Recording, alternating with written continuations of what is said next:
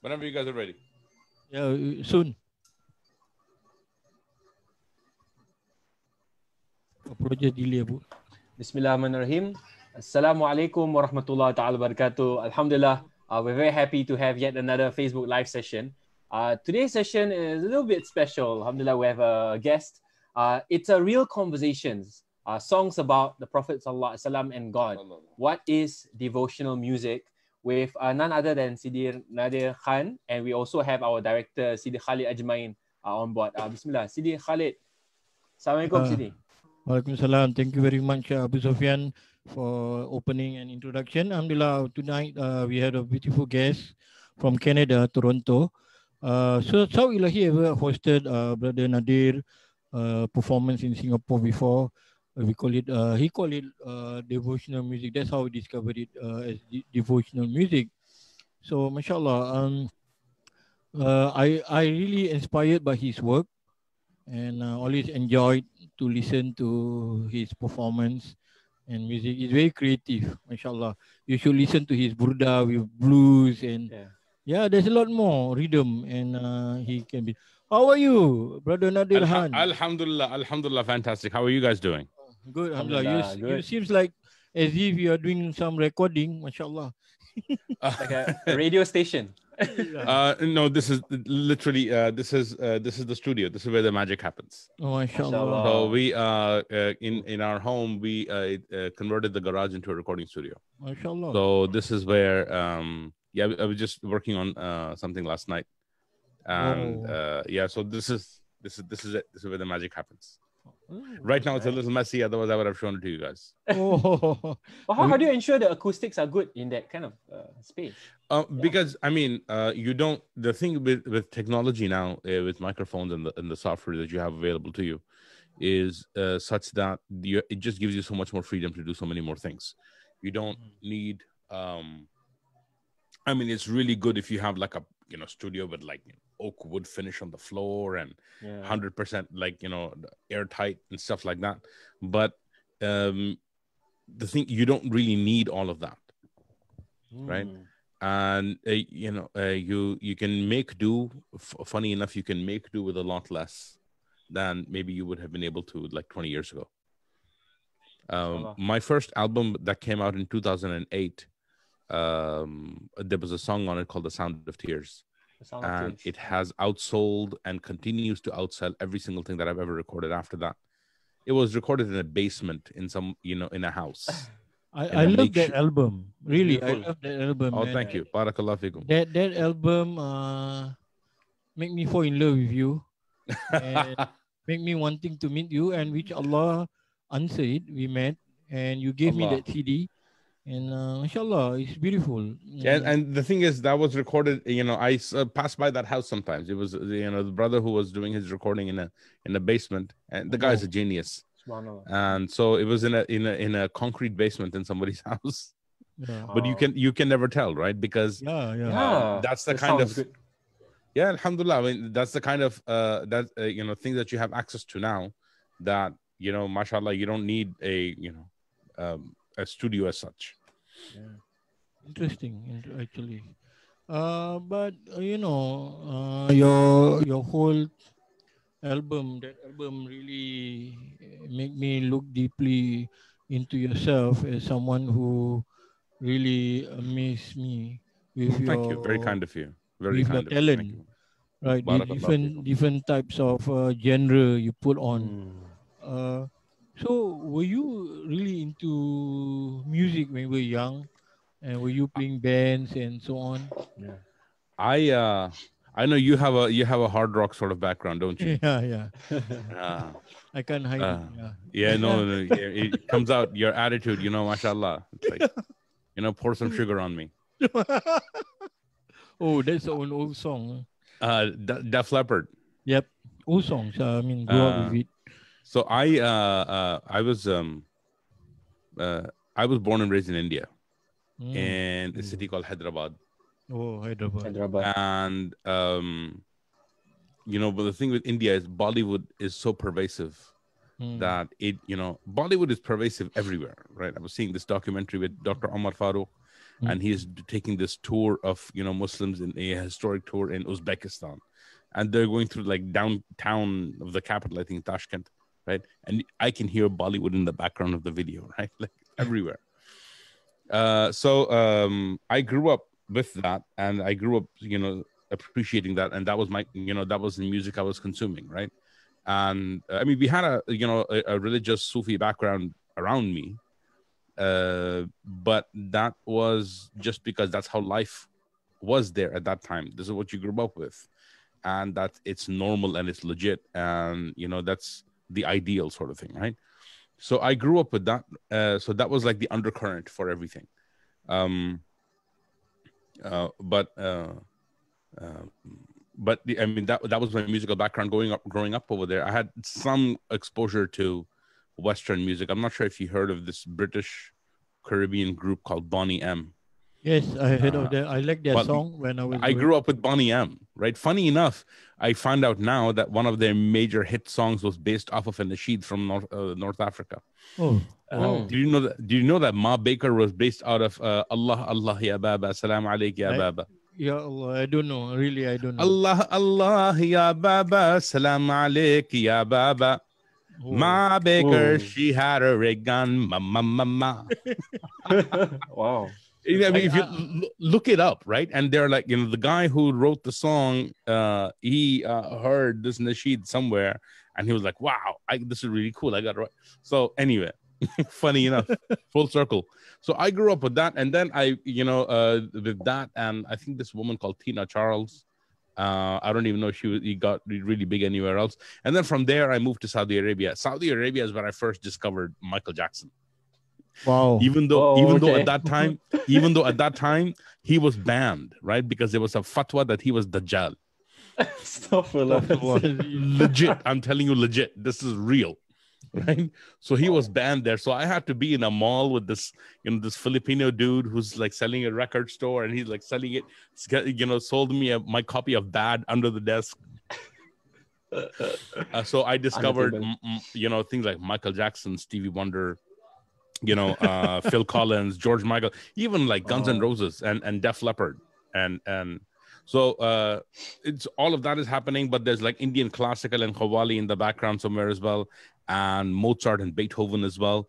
And then, so all of these things are happening, right? So, but most of my high school, backing tracks, as it were Bollywood and Guns N' Roses and bit of Metallica and some Def Leppard. And then I moved to Canada, right? So Canada, I landed here, I was 17. And this is where I discovered Dean, right? This is where I discovered like good company. And I start hanging out with these people. And that's when I, start sort of drifting away from the Bollywood side. And not the influences it had on me, but it in the active consumption. And then I start, but the thing with Toronto is that everything comes together here. Right? Yeah. It's literally one of our slogans is home to the world, right? So literally everybody's here. So over here, within a span of a few years, I connect with Turkish, Anashid, Syrian, Yemeni, back to India and Pakistan. Egyptian, Moroccan, right? All of these things, and I'm lapping it up, right? I'm like, wow, literally pour some sugar on me, right? And and then and then from there, that's sort of how it all came together. That's and even so now even what I do now is as any artist, and both of you would know this. Is you have to be true to yourself in your own cultural identity. Otherwise, you will be seen as somebody fake who's trying to do something that they're really not, right? And that's a real turnoff for everybody.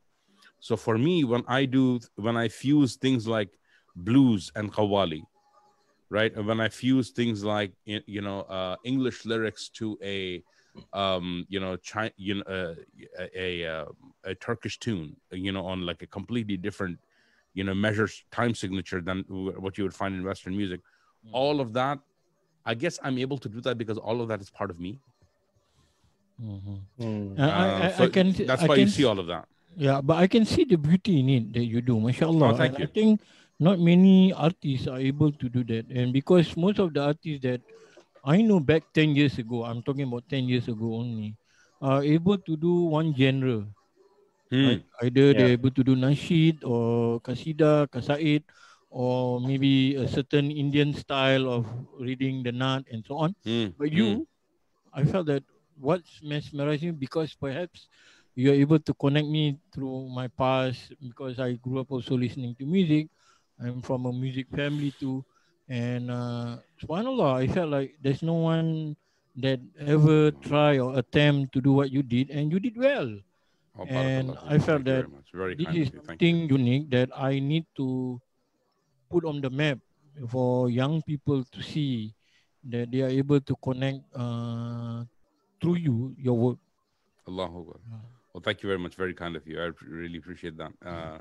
And I think what I tried to do was just be honest with and without making apologies for my influences and who I've become and how I do what I do. And I think what I've tried to do is I sought out to be honest, and I didn't start doing this with the intention of chasing an audience. I wanted to be honest with myself. I mean, it wasn't even a thought. I just did. I guess I just did what I did. And I And you did wanted, well. oh, thank you very much. Very kind of you. And I think one of the things that we do, and I thought of this for me is hindsight, is that often we trap ourselves by putting ourselves in a box of a genre, right? So like when I am uploading my songs to the internet, or when I'm creating a new album and asks genre, and I have no idea what to put in it. Right? So alhamdulillah, I'm glad you liked it. Yeah, I truly enjoyed it. And even my Thank you very wife, much. she liked some of your songs. And we sing together your song. Oh, wow. Yeah, what is the song? Take my hand. Yes, take my hand. Ah! Walk with me. Was You know, that a song, if I can recall, was it a song through Imam Ghazali work or? yeah, that was based. I mean, are you talking about Take My Hand Part 1 or Part Yeah, 2? part You know, one, the Part 2. the Sound of Tears. Have you heard Part 2? No, unfortunately, I have not. Man, come on. I'm so sorry. That came out 5 years ago. Okay, so it's based on a story that Imam Ghazali had mentioned, and this was mentioned in a book available in English called Duties of Brotherhood in Islam. Oh. It was translated by Sidi Muhtar Holland. Yeah. And so yeah, I read the story about these two pre-Islamic Jewish monks, and how one of them goes astray and the other one finds him and leads him back to the path. I mean, this is a long story. It's a beautiful story. I really I still connect with it. So Take My Hand is from that point of view. So I read the story in 1995 in Toronto, and 10 years later I'm working in Dubai. I'm driving down the highway with the highest record of collisions every year. And the song starts coming and I have to pull over and write it down, right? And I wasn't even doing this professionally back then. And then about 6-7 years after that, I get the inspiration to write the lyrics for Part 2, which is, it's the same story but it's from the other person's point of view. So Sidi Khalid, I think if you like that first song, I think you'll appreciate the second one. Inshallah, I will listen to it. Inshallah, I completely forgot about it. So sorry about that. I know that Why are you sorry that you didn't listen to my song, dude? Like you listen, you had better taste. You had better things to do. No. My taste has never changed, and I really appreciate your music and your talent, mashallah.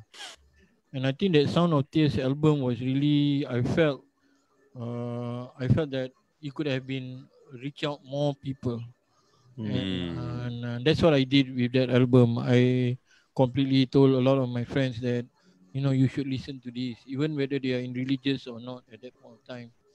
Well, I Wow, felt mashallah. it really melted me in many ways, and especially for those who appreciate music like me, where we grew up with music, and you know that it symbolized a rhythm that through the lyrics it makes you appreciate the beauty of life. Allah, Allah, Allah. I don't, that song took me 5 years to write. Wow. And and like even today, that you didn't write that song from your nafs, because like when you hear it, when you're moved and you're like, wow, I don't even know where that sound came from, right? So when I'm listening to it, I move to tears, right? And because it put me in a certain place, the place that I was. So every single word in that song, I know there's a story behind it. There's a reason behind why that word is there, or there's an inspiration behind where it's from. Whether it is Hizb al-Kabir of Imam Abu al-Hasan al-Shadhili, or it is the Quran, or it is Imam Ghazali or Mullah Jalaluddin Rumi, and don't laugh at me, George Michael, or I realized much later that one of the two things that were influencing me when I started singing that song, and this is a tune that came to me, right? Wow. Is that it came to me from Guns N' Roses and George Michael, right? I mean, if you think about it, oh, one who hears the sound of tears as they quench the thirst of the earth that I pray on, and I'm never gonna dance again. Guilty feet have got no rhythm. I didn't realize that, right? And this is like 7-8 years after I recorded it. I'm thinking, oh, wait a second. But Sidi Nadir, for that particular song, Sound of Tears, I remember one of my friend Hanafi, he sent a clip of it to me years ago when I heard it. But I think for me, it was really the lyrics. When I read back the lyrics, like how do you come up with that? It's really deep stuff, To be honest, I don't recall actively sitting down and writing anything that I've written. It came and I wrote. Wow. To be thank you so much. Thank you so much. Barakallah fikum. Thank you so much. Tea. Bismillah. My manager takes care of me. MashaAllah, you have a blessed manager. Alhamdulillah, she is Alhamdulillah. So I mean, these lyrics, I remember the first time I had the lines, "Oh, one who hears the sound of tears." I was grocery shopping in a really ugly grocery store, and I'm walking through the aisles, and I'm leaning on this shopping cart, and I had a pen. I had this little pocketbook with me with a pen, and I wrote this down. Like, wow, right? And the thing is, when I started connecting with Deen and with Tasawwuf, I had completely dismissed the possibility of conveying these meanings in English, right? Because I mean, ultimately, what this is people, if you look at people like Mullah Jalaluddin Rumi and Hafiz and all of these people and all of the people who wrote in Urdu, right? Is that these people lived the Deen and then they experienced certain meanings which they sought to convey using language, right? And that's really all it is. But for me back then, it was it's impossible for you to do this in English. So I had taken permission from my sheikh, and I have fully intended to record and release something only in Urdu and Arabic. And then one of my friends, Sheikh Faraz Rabbani, gifts me a copy of a translation of Rumi's poetry, and I'm like, whoa, what's going on here, right? Now but then I started reading it. I didn't think anything of it. And then all of a sudden, these things start coming. Like, holy smokes, I got to write this down. So I don't know, to be honest, where that song came from. It just came and I wrote it. Alhamdulillah. MashaAllah. I think that's the best way of knowing that you didn't do it and Allah did it. Because we have this, we were at this, I think the first time I came to Singapore, no, this is before. This is the first time I went to Australia in 2009. And we were doing this little, retreat for all of these artists, right? People, Peter Gold and all of them. So he put this thing together called Creativity and the Spiritual Path. Yep. And So we were doing this, and so you had this one session in which all of these, Muslim creative types came from, all over the world, really, and they're all talking about what inspires them. I'm inspired by this ayah in the Quran, this, poet, and you had everybody from architects to jewelry designers to writers to singers, poets, actors, everybody in their cha-cha, right? Like all of these different creative disciplines, and they're all talking about what inspires them. And there's one young imam comes from Oakland, California, and he says that if all of you think that you're really doing anything, you're fooling yourselves. Allah has chosen you as a point to manifest a little bit of his beauty, right? So you're not really doing anything, and the only fitting response is gratitude, right? And so that really struck me. Because it just flips it makes it easy for you to not, get high on yourself and, think that you're all fantastic, Yeah. But it really flips everything on its head, doesn't it? And, really makes you think that, I'm not really doing this here. If Allah is using you as a means, that's literally what it is. Yep. Right. So for me, that's how it was for me. But again, this is in retrospect that I realized, oh wow, that was what was happening, wasn't it? And I think the best way of knowing that is when you can't figure out where this came from, when you can't figure out your own creative process. Alhamdulillah. You were talking about this. It takes you 5 years to write the song and complete, and I'm sure the album also take a lot of period of time and a lot of struggle involved in it, right? And you were saying that you were doing it out of love and nothing else into it.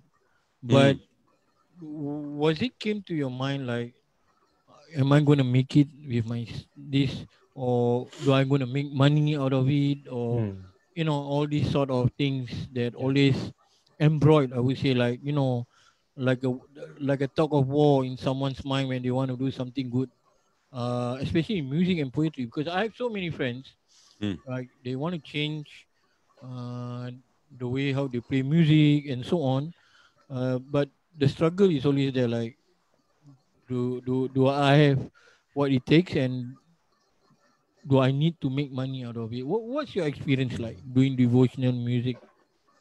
To be honest with you, I keep saying to be honest with you as if my default is I'm not going to be honest with you. I'm going to be dishonest with you. No, astaghfirullah. So when this album came out in 2008, my first album with The Sound of Tears, it came out in 2008. Give me 1 second. Let me just turn on this light. My first album came out in 2008, right? And that was actually the third attempt at recording and releasing it. I mean, the first two attempts that were done were not done with the intention of doing that, solely professionally, because I was in the corporate world back then, right? My degree is in commerce, right? BCom. From the University of Toronto. So, and that's what my background was, like commerce and finance and IT, sort of somewhere in the middle, right? And in 2008, when this album first came out, I thought about the idea of performing for payment or like selling, these things to, have an income, because I had already asked about whether this is permissible or not. And it was, I was told, yes, it's permissible.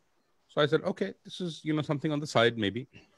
And, and then when the album came out, it was as if Allah kicked me out of, the corporate world, right?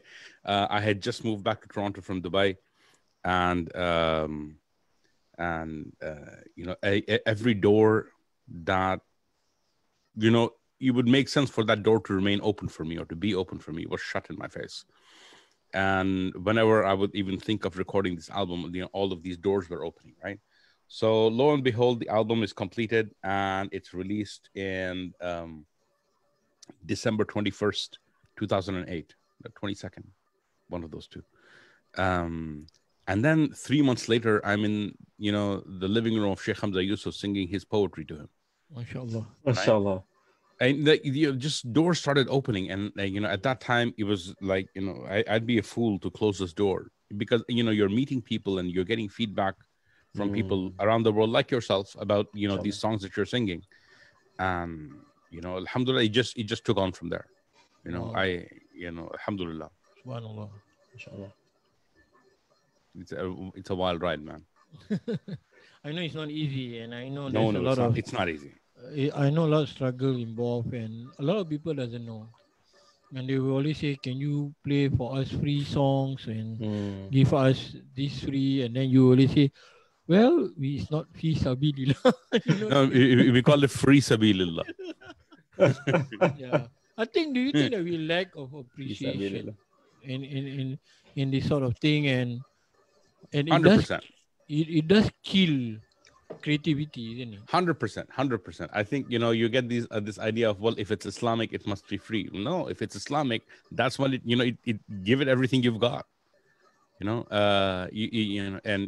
play it fi sabilillah. Well, you pay for it fi sabilillah.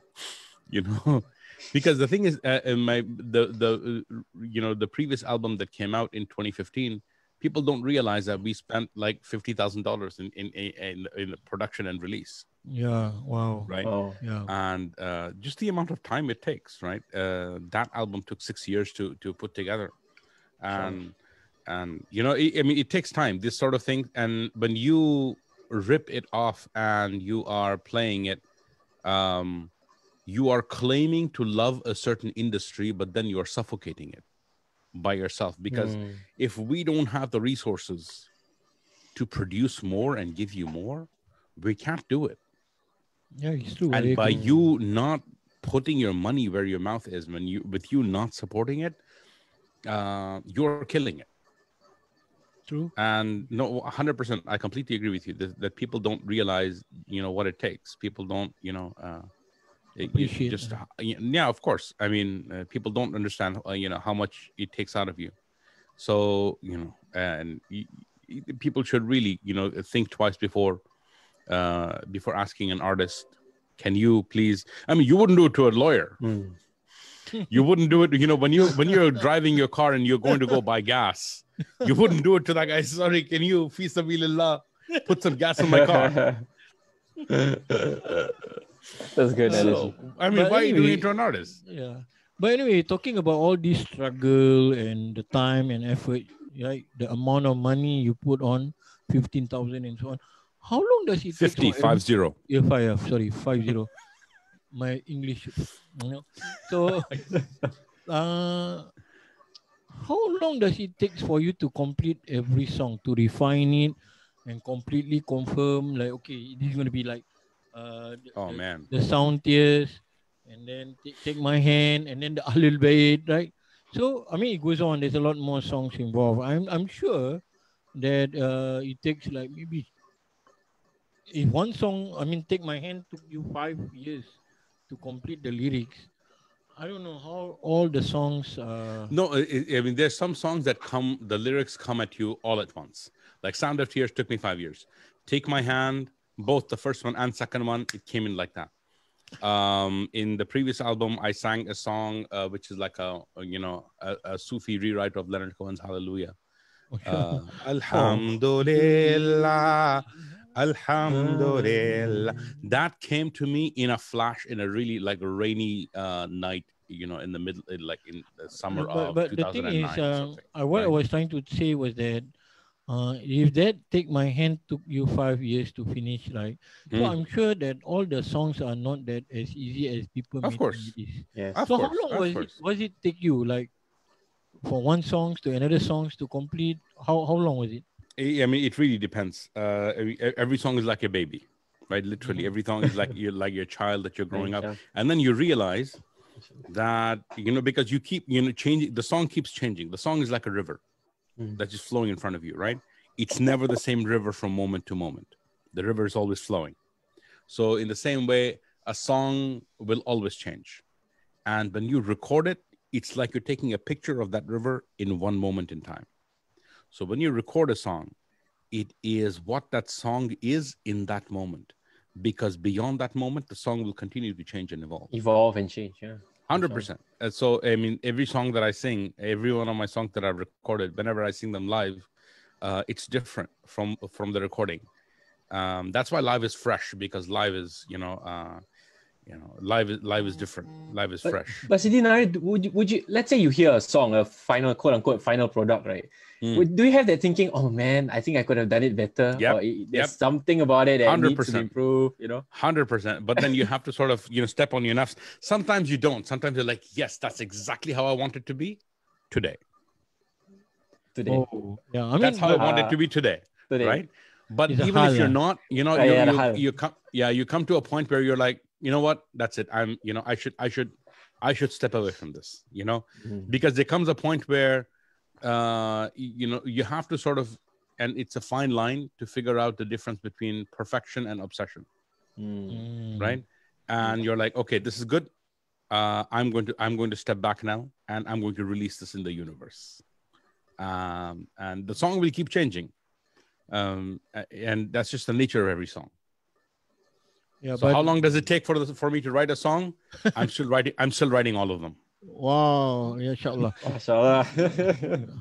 That's like a new. That's what, like, I would say Rumi would be doing also. That is, isn't it? Yeah. Like, that I should write a song about writing songs. Yeah, why not? It's gonna be like Rumi saying about how he write poetry. I remember seeing somebody 22 years ago. He was reading a book, and the title of the book was "How to Read a Book." Yeah. Writing a song about writing a song. Oh, yeah, okay. I'm still writing all my songs. Interesting. Okay, going through that phase, right? You were talking about your first album, second album, and then you had the album also I saw on Facebook few years ago. Sorry, on water, and it was for charity. I forgot to ask you in the beginning. Does where you are today in doing your music and what you are good at also came from, I would say, Cat Steven or Yusuf Islam, that you were sort of like inspired by his work and his devotion. I mean, he became Muslim and so on. I think he was definitely one of the people that first, because when I first, came towards Deen in Toronto, I started stepping away from the whole music scene, right? Because by that time I was playing keyboards and I was singing live. Just before I moved to Toronto, I was doing like live Bollywood gigs in Saudi. Wow, Saudi, right? Yeah, I'm telling you, dude. Like, I was like with Saudi. 2 keyboards and singing to these gated compounds. If I the thing is, if I was left there, I would have, if Allah hadn't put me in good company, my trajectory was going somewhere in a different direction. That I'm glad it didn't go. I'm grateful that it didn't go. But so when I sort of started stepping away from that, there was something incomplete within me. And I say this because for me, singing is like breathing. A few months ago, I got a really bad cough and I couldn't sing for 5 weeks and it broke me. Allah. Right? Because that's what I do. When I'm driving, when I'm working on something, when I'm with the kids, that's what I do. Like, I sing. Right? So for me, when I sort of stepped away from that whole scene, it was something deep was missing. And when I heard Cat Stevens' album, and also Dawood Warnsby, Dawood Bhai is one of my oldest friends in Toronto. Mashallah. I moved here in 1993. I met him in the summer of 1994, I believe. And we've been friends ever since. And this was before his first album came out. Mashallah. And so he releases his album, right? And then Yusuf Islam's album comes out. I'm like, wow, I could do this. This is still, I could still, have my, I could still be who I am from the point of view of Deen, but, produce something substantial. Right. That's sort of where I was with that. And Alhamdulillah for Allah to open that door for me. Yusuf Islam, definitely when he put out his Tala al Badru Alayna, right? Because of all the voice layerings he was doing in the background.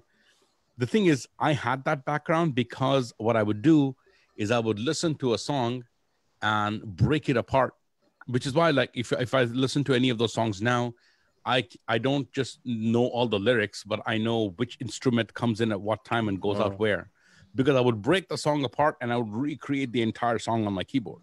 Wow. Right? All the layers of instrumentation. So when I heard him, layer, with all those, vocal track layerings, I'm like, yeah, I could do this. Alhamdulillah. That was a big opening for me.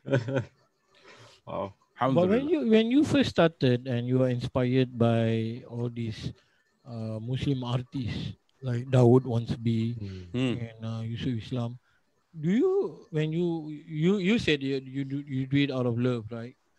But does it comes to your mind that you feel like one day I'm gonna be like them and people will know me because of the music I do and it's for the Prophet and Allah? And you work hard to get to that level. I mean, the thing is, this is the thing with fame, right? Fame is, Dr. Omar said something really powerful that stuck with me. And the comedian Azhar Usman shared that with me. He said that fame is like being in the eye of the Dajjal. If you don't have protection of a sheikh, you will be destroyed. Right? So fame is something that you should be really, really careful about, because if you're not in the right, I'm not saying head space, I'm saying heart space. If you're not in the right heart space, it will kill you, right? Because this is why, one of the things that we learned from the Hikam of Ibn Ata'illah is that, don't seek fame, because then you are a slave to fame. Don't seek obscurity, because then you're a slave to obscurity. Seek Allah. And wherever He puts you, respond to it accordingly, right? But for me, there's a couple of things that I did back then that I suppose helped me, keep my head level-headed. You need to surround yourself with a group of friends who will give you a reality check, kick in the behind, right? Kick in the behind.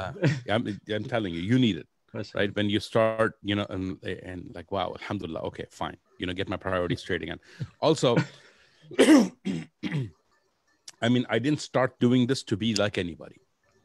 And so my concern is to have the name of the Prophet ﷺ heard in places where you've never heard, right?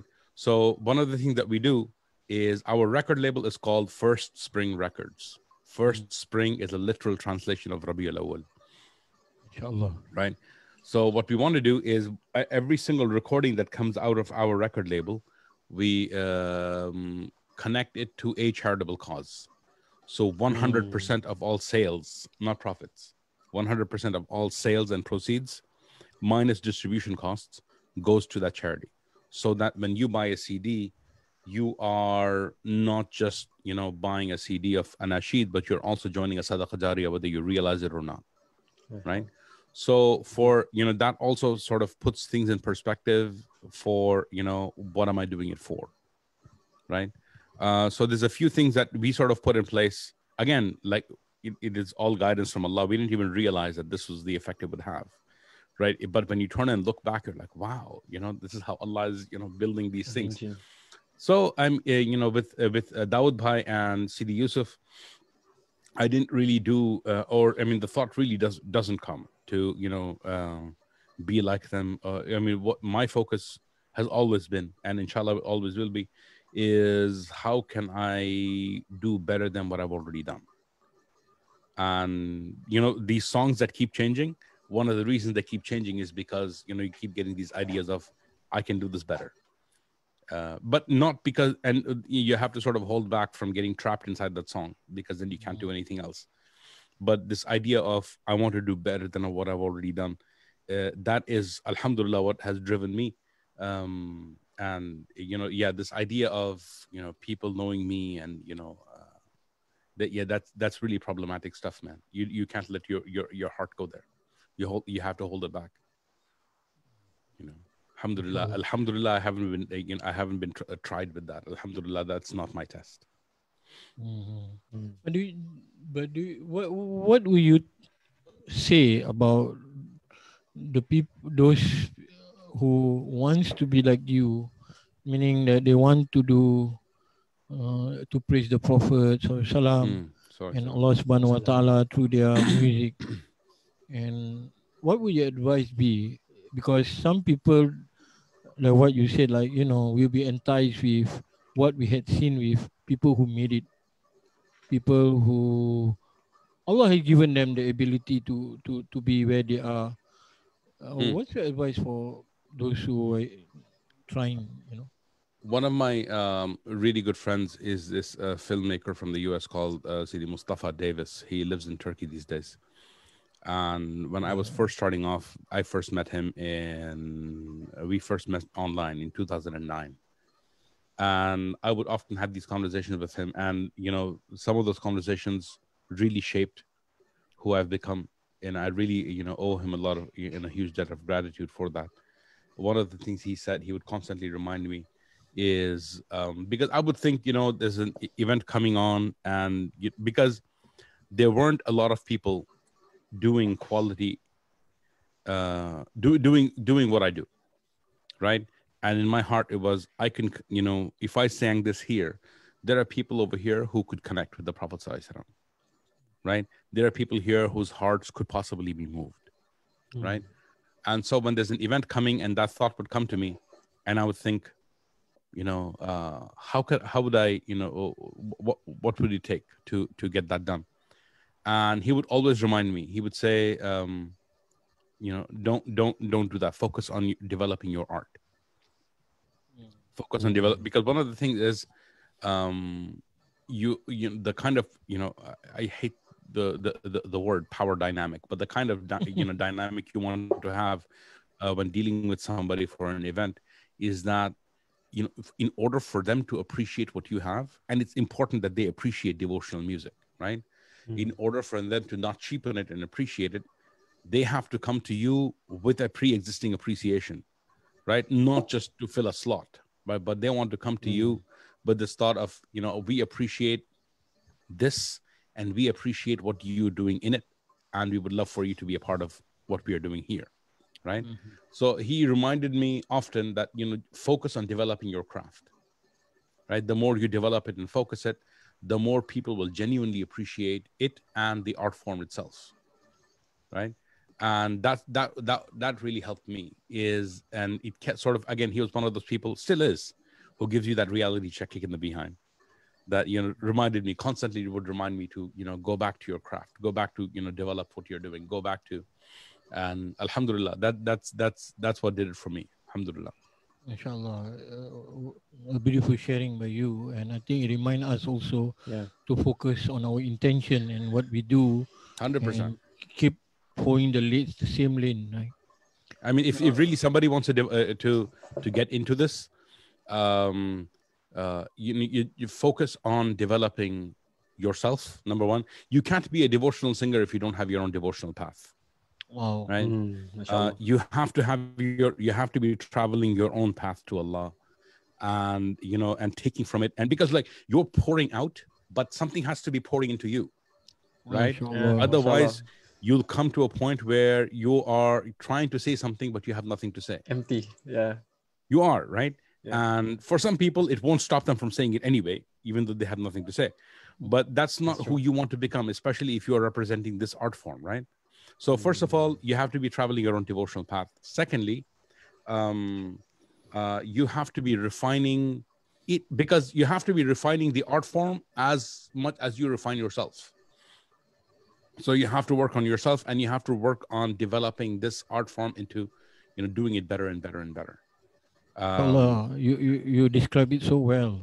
I think that's important, because a lot of times we thought our words, our contributions, our forms matters, I do this and I felt people, and if people don't appreciate, I don't want it anymore.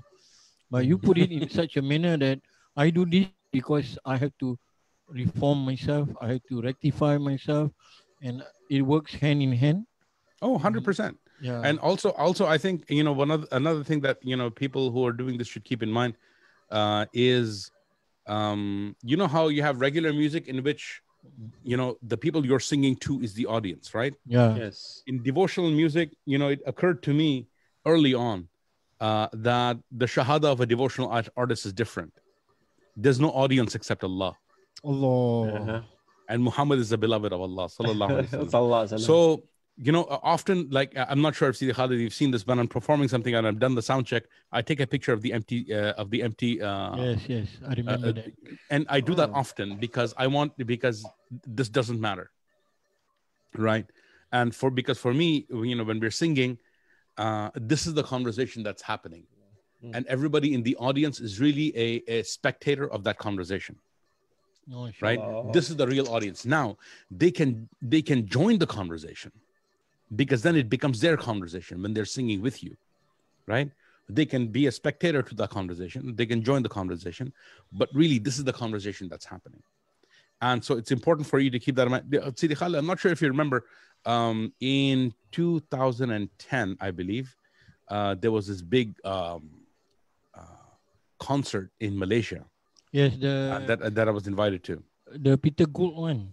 No, that was a year later. That was, I think, 2 yeah, years I later. remember. Is a Nasheed is a Festival. Nasheed Qasida festival. Yeah. Yeah, and it was one of the most awfully organized events. Yeah, I remember you complained to me. No, I mean, I was literally, I was shocked, right? Because but this was in an indoor stadium with the 12,000 capacity, and you literally had two people in the audience, one and two, right? But this is the thing: we sang the songs anyway because we're not singing it for them, right? So I think that is really, really important as the attitude that you should have for something like this, is that you're not singing it for the people. If people like it, great, they like it. People like it because Allah has made their hearts beautiful, that they see beauty in you. But you're not doing it for them. And that's what triggered me from my heart. I ask you, how will you feel, whether there's a response, and you respond beautifully. I think a lot of people want to know that, because it's a struggle, but at the end, it's a struggle to know that you need to rectify yourself instead of trying 100%. to get people. 100%. CD, people have been messaging me because you were talking about devotional music, and I forgot about it. They want you to define devotional music, because most of us, we know Nasheed, Qasaid, and then we like Islamic song, Islamic song, Islamic Sufi song. So yeah, I mean, I all of that would be devotional music, right? All of that would be in, like, anything. See, I even today, I something inside me cringes a little bit when you hear the word nasheed, just because of many of us, I mean, we hear this, and you hear this as well. You hear some of these songs that people really should do better. We are singing like nursery rhymes, and then you're marketing to adults with a straight face, saying this is Islamic song, or this is nasheed. Something inside me cringes a little bit. And and I mean, you both know exactly what I'm talking about, because I see Abu Sufyan, you're smiling. You're really trying hard to. I know what you mean by the nursery rhymes and all that, and then you market it to adults. Yeah. And the thing is, a song, the core of any art, and like the core of any song, is emotion, right? You're trying to convey an emotion, and the thing with devotional music is, for me, is, when I say devotional music, what I mean is you're conveying that emotion, but with an active intent for a spiritual consequence, right? With an active spiritual sort of, you're actively singing, you're singing to Allah, you're singing to the Prophet ﷺ, you're singing about them, you're singing to the awliya or about the awliya. For me, all of these are devotional. Now, you can have a regular song that gives a devotional experience to you, but it wasn't written or sung with the intent of having that devotional impact, right? Like my mom, one of her aunts in Hyderabad, she was like in the state, right? So she would hear regular Bollywood songs, and for her, she would like Subhanallah, that's a spiritual right? experience for her. But yeah, literally, right? For her, because she grew up with all of this tasawwuf poetry, Yeah. and then she would think, for her, it's like, singing for your, sublime beloved, right? And, but subhanallah, Allah bless her, and there are people like that. But and then for that, I mean, for how I'm seeing it, that would be for me just like regular mainstream poetry or singing or music that has that impact because of the person who's listening, right?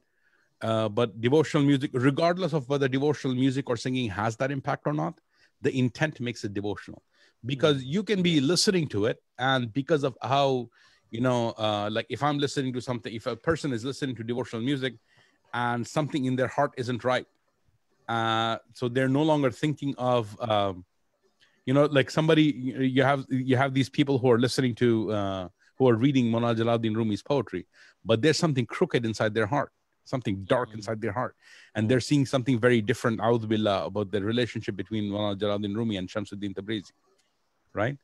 But it was written with the intent of devotional impact. It was written with the intent of devotional expression. For me, that's devotional music, right? So nasheed, qasida, naat, qawwali, all of that would come under that rubric. Inshallah. Sidi, I think we need you to give us a favor by we want you to sing some devotional and so that we can't let you go without one. I think a lot of people want to hear that, and a lot of new people who doesn't know you yet, and they are watching this live, and they're saying, "Can he sing us one or a absolutely?" Lot? Look, Sidi Khalid, you and I go way back. Yeah. So I'm not gonna say no to you. MashaAllah. Alrighty, let's do this. Whoa, mashallah. Let's do something live. So what I'm gonna do is, this is my favorite. This is, we just talk about Mullah Jalaluddin Rumi and Shams. This is my favorite drum, and I call it Shams. So I'm gonna put this drum over here, and we're gonna sing a little bit. This is a song called Echoes. This is from 2015. And it is, I think, from that album. I think this is the most popular song of that album. I think it's the most loved song from that album. MashaAllah.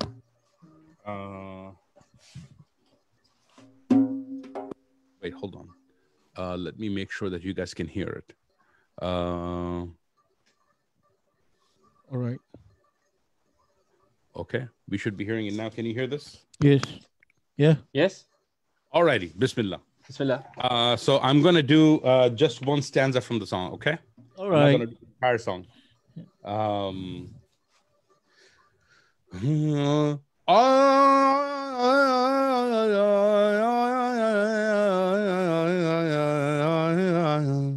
As a blinding light, you came to us, and just as suddenly you went away.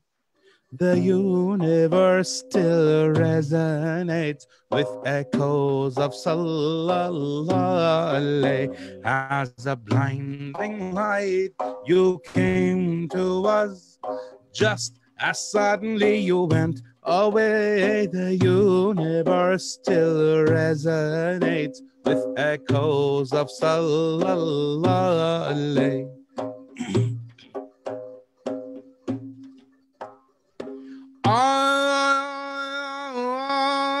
More generous, there's never been more beautiful, was never seen more generous, there's never been more beautiful, was never seen. I surrender at your doorstep all my dunya and my deen. I surrender at your doorstep all my dunya and my deen. O one who came to the merciful sight when he said, let there'll be light. Convey my broken-hearted plight, that a glance of mercy be cast my way. The universe still resonates with echoes of Sallallahu as a blinding light. You came to us, or just as suddenly you went away. The universe still resonates with echoes of Sallallahu alayhi. Allahumma salli wa sallim wa barik alayhi wa ala alihi. Sallallahu alayhi. MashaAllah. Beautiful. MashaAllah. Takbir. Barakallah. Allahu Akbar. I think we another can, one of those songs that came to me just like in one moment, in a flash. We can hold you back for 5 hours now. You sing all the way. To be honest, Sadie, I have missed you so much that you have as long as you want with me today. No. And I'm not even joking. So you take as long as you want. Allah. It's so beautiful, Sidi. You know, each time I listen to you, I know it's you because I recognize your voice. Allah. I recognize your music, your artwork. I'm not saying very artwork, kind of you. Your handcraft work, you know, the movement, the drums and everything. Very kind of you. For me, it's unique because Thank you very not much, every artist able to have that sort of uniqueness, I would say. Barakallah fikum. Thank you very much. Very kind of you. Alhamdulillah. And we miss you a lot, and we really hope that we're able to see you again. I'd love to come by. Not only in performing, but I think sitting with you itself is beautiful. Barakallah fikum. Thank you very much. We had a good time at Alhamdulillah. I remember that.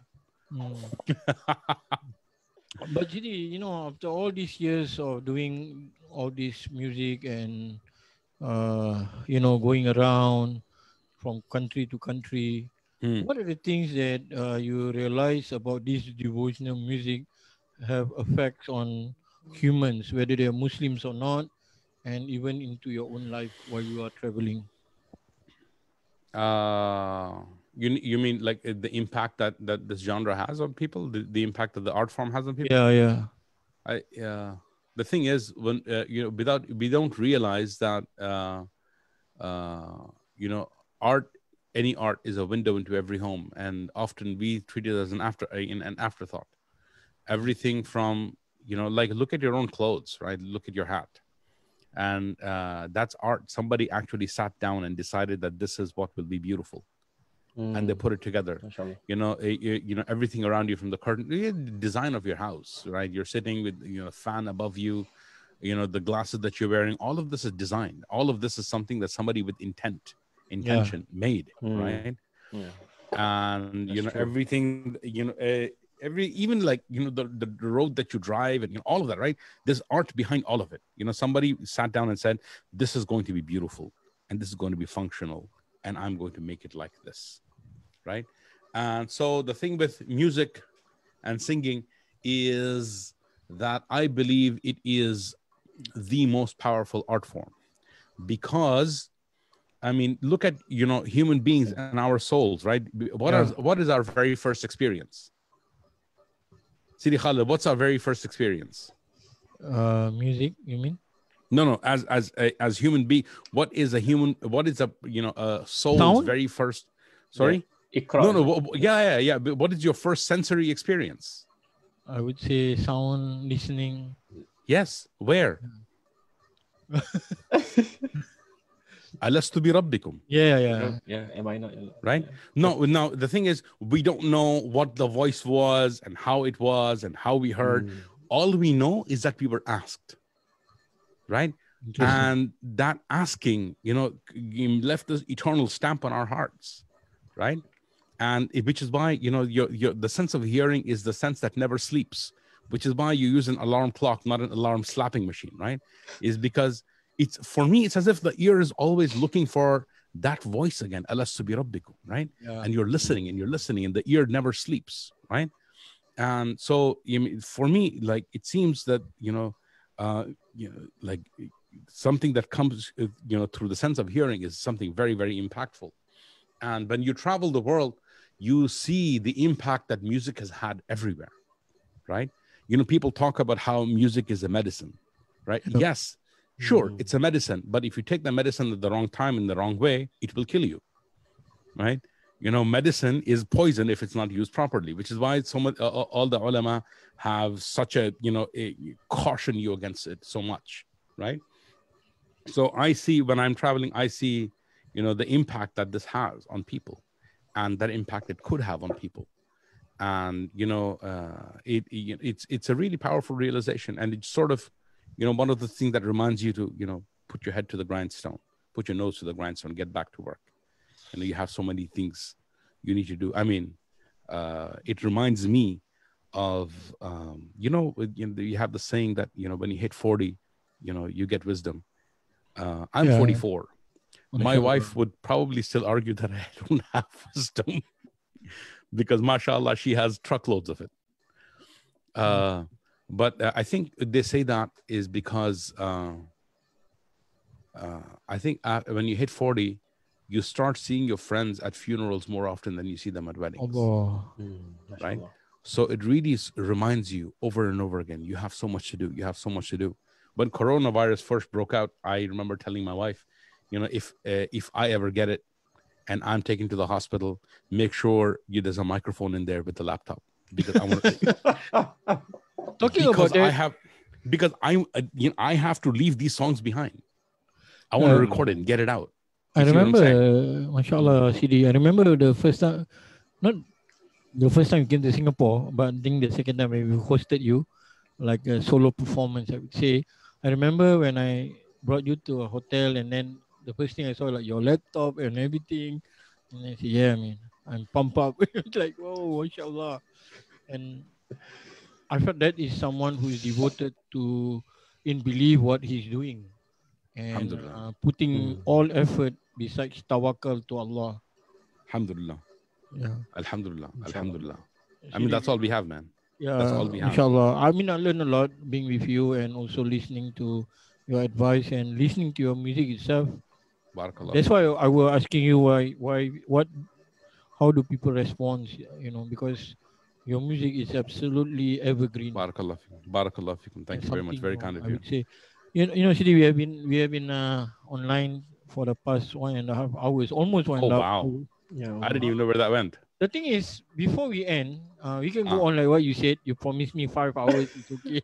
No. Before we end, can you share with us your brother in the rhythm of blues? This is going to be inshallah on the next album. This is called Burda Blues. Mashallah. But there's a background to it. Do we have time for me to talk about the background? Yeah, why not? Please, this is something good.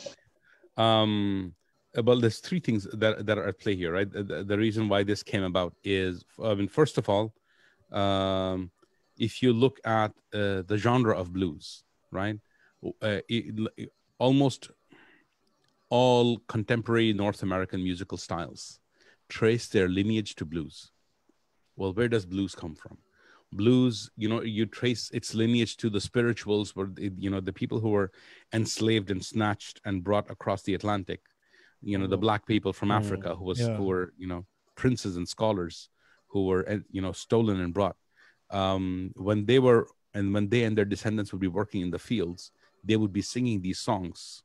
Call them spirituals, but really, in many of these songs were coded messages to the slaves who they knew, the enslaved who they knew were escaping. Right.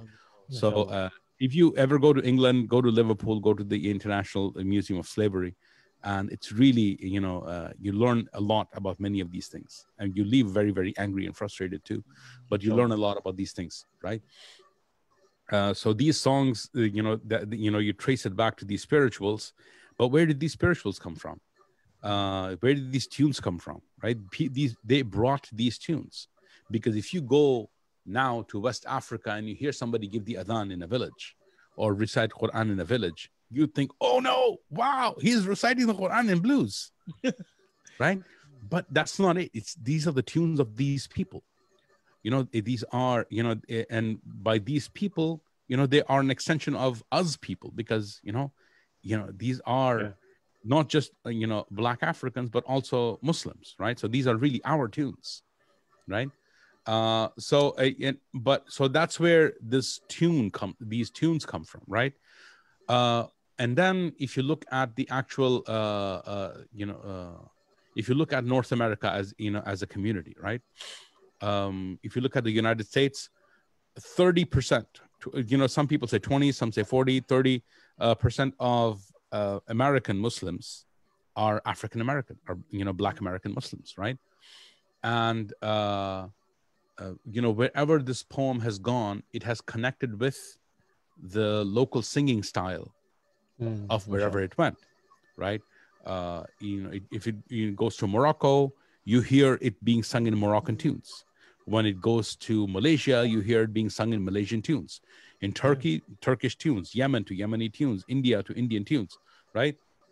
And the thing is, somebody in India will not connect with the Moroccan tune, right? My mother does not like the Moroccan rendition. She's just like, for an Indian ear, it's just like, what are they doing? Right? Somebody from Malaysia may not appreciate a West African tune. Somebody from Turkey may not appreciate a Yemeni tune, right? So you appreciate something that is culturally connected to you, right? Why should somebody who is North American,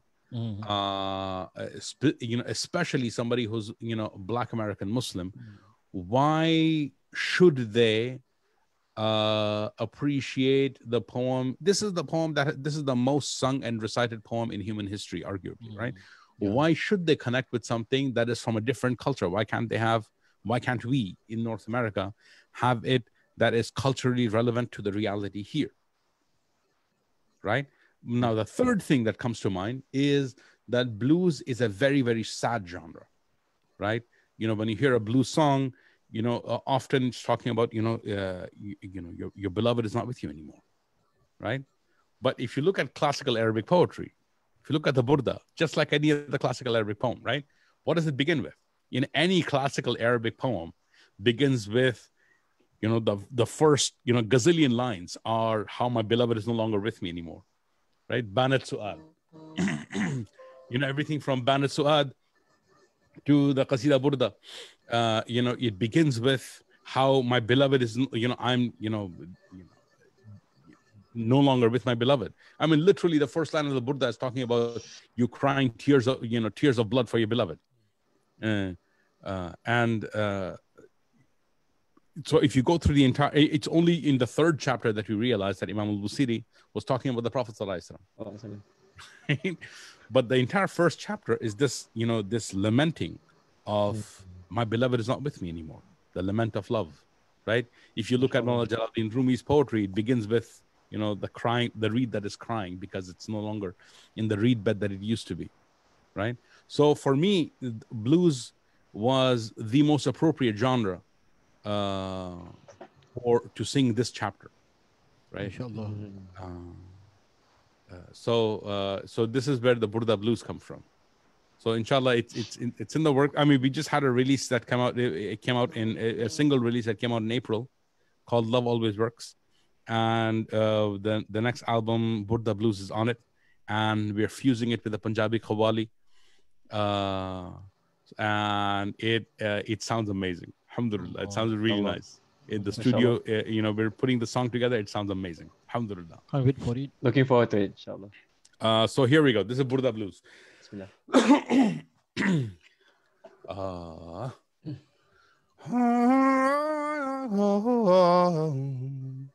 النبي صلوا عليه صلوات الله عليه النبي صلوا عليه صلوات الله عليه آمن تذكري جيران بذي سلام عليه صلوات الله عليه وما زجت دمعا جرى من مقلة بدم عليه صلوات الله عليه.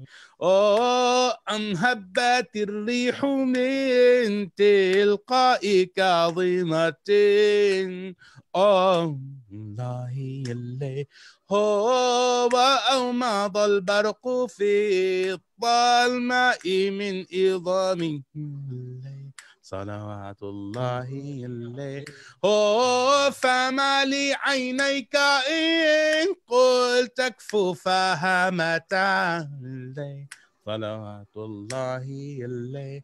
وما لي قلبك إن قلت استفق يا يمين صلوات الله عليه. مولاي صل وسلم دائما ابدا الله عليه. على حبيبك خير الخلق كلهم صلوات الله عليه. सारे नबियां दा नबी तू इमाम सोनिया लखा तेरे ते दरूद ते सलाम सोनिया. सारे नबियां दा नबी तू इमाम सोनिया लखा तेरे ते दरूद ते सलाम सोनिया. नबी सल्लु अलैहि सलावतुल्लाहि अलैहि. MashaAllah. Wow. I sort of I left out the the detail of the Punjabi part. But beautiful. Amazing. Barakallah fikum. That was really beautiful. And, Barakallah fikum. Yeah. It brought a lot from my heart. I felt the reality of the humanity, and that's why Allah says that we send you as a mercy. Allah. Because of the rhythm and everything. Mashallah. And you talk about how sounds begin and what it is. Well, it's all connected. Mashallah. Allahu Akbar. Allahu Akbar. Allahu Akbar. Sidi, you have any advice for Abu Sufyan? He's also one of our munshid. Astaghfirullahalazim. Sing well too. I'm in the process of writing something, like a manifesto for devotional singing, devotional musicians, devotional singers. Inshallah, hopefully, I hope to have it out sometime soon. I'm in the process of. Inshallah. I think it will benefit a lot of souls out there. I mean, inshallah. And I think these are things that I alhamdulillah for our teachers, alhamdulillah for Allah giving us mountains that we can hold on to in these turbulent times. That what I took from them about this, and I sort of put some of these thoughts together that I've been thinking about for about 20 years now. And inshallah it'll be out soon. But a few things that I would say to our dear brother is that have your own devotional path, and understand that that's the conversation this is the conversation that's really happening. So have your own devotional path, be connected to be real about what you're sharing. I mean, often we find, and there's nothing wrong with this, is that we take an art form from a specific genre and a specific cultural context, and we take it on as our own exclusively, right? Like if you're from a country, like if you're born and raised and you're culturally through and through, you're born and raised as a Muslim Canadian, but when you're singing, all you're doing is dressed in a thobe and a Yemeni shawl, and all you're doing is Yemeni qasaid. I mean, that's fine if that's who you are, but if you are only doing that because you think that that's the only legit thing to do, there's don't do that.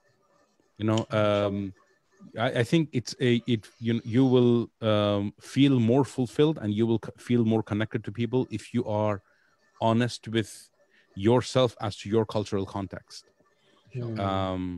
Allahu alam, and that's how I'm seeing it now. Maybe I'm completely mistaken. Maybe tomorrow I'll completely change my point of view. I don't know, but that's how I'm seeing it. Is that you have to be honest in your cultural expression. You have to be honest with your cultural reality, and have your own devotional path. Be relevant. Inshallah. Yeah, and always remember that it is Allah who's doing this anyway. You're not really doing anything, and always remember who your audience is. I mean, the thing about relevance is important because I think Dr. Sherman Jackson wrote in one of his books, and one of our dear friends shared it with me, that continues to stay with me, is that the greatest threat to religion is from the apathy born of irrelevance. Right? It's not from the outside, right? It is people no longer care about deen, which is why they leave it or stop following it. And they no longer care about it because they no longer find relevance in it, and so the two most powerful ways in which you create that relevance is in service and in art, which is what we try to do here, because like connecting art with very charitable causes. But remember that relevance is important, and so you create that relevance by being honest to who you are culturally, right? And so all of those things. Mashallah, thank you so much. May Allah bless you. Barakallah fikum. Barakallah fikum. Thank you so much for having me, Khalid. It's been too long, man. No. You're never too long. You are always inspiring, mashallah. I felt like it was like 20 minutes ago we started. Really, I felt like this. I didn't feel tired. I didn't feel anything. I feel no. I'm saying it's been too long since I've seen you, man. It's been too long since we've spoken. It's been years. Sidi. Hope to connect with you back and meet you in person again, inshallah. I mean. We need a big favor from you before we end this. Remind us of your Burda, coming of your Burda album. Yeah. And second is, can you make a closing dua before we end this? Allah, no. Yeah, you. I'm not doing the closing dua. Come on, man. You're. Well, I'll do the closing dua on one condition. My condition is that you go and to Habib Noor, and you give some charity over there on my behalf, and you make Fatiha for me over there. Okay, sure, inshallah. Barakallah fikum. Whenever I go to Singapore, I go see Habib Noor. In fact, one of my aunt is actually from Singapore. Allah. She lives here in Toronto. She's actually from Singapore. Yeah, alhamdulillah. Sorry, what was your first thing you said? You said two things. Yeah, first, when the Burda is out, let us know so we can. Inshallah. Well, first things first. There was a single that came out a few weeks ago in Ramadan called "Love Always Works." Wow. And it is a beautiful song. It's sort of like a Bobby McFerrin, "Don't Worry, Be Happy" kind of vibe to it, or maybe even Pharrell's "Happy." Okay. So I think you'll like it. So it's very alhamdulillah, it's a really short and sweet song. So that came out a few weeks ago. It's called "Love Always Works." Love always works. To love always works. And that's on iTunes and Google Play and Amazon and Tidal and all of those, Spotify and all of those. So take a listen to that. The next album, inshallah, the next release, I'm not sure if it's going to be an album or an LP, but the next release will be out very soon. And when it is out, we will be announcing it on social media. So if you are connected to the Nader Khan page on Facebook, or you're following me on Instagram or Twitter, you will know. Those are the three. And SoundCloud, I record stuff and upload it over there for people to listen to for free. But the social media that I'm usually on is Facebook, Twitter, and Instagram. So if you're connected to those, you will know exactly when the release is coming out. Inshallah. Make dua for us that it'll be out very soon. Ameen. Allah, ameen. Yeah. Barakallah fikum. Now it's your dua. But you remember my condition. Yeah, of course. So, and over there, I want you to make dua for me and my wife and my all my kids, and make dua for our guidance. Ameen. And make dua that our descendants stand with the Mahdi. MashaAllah. Ameen.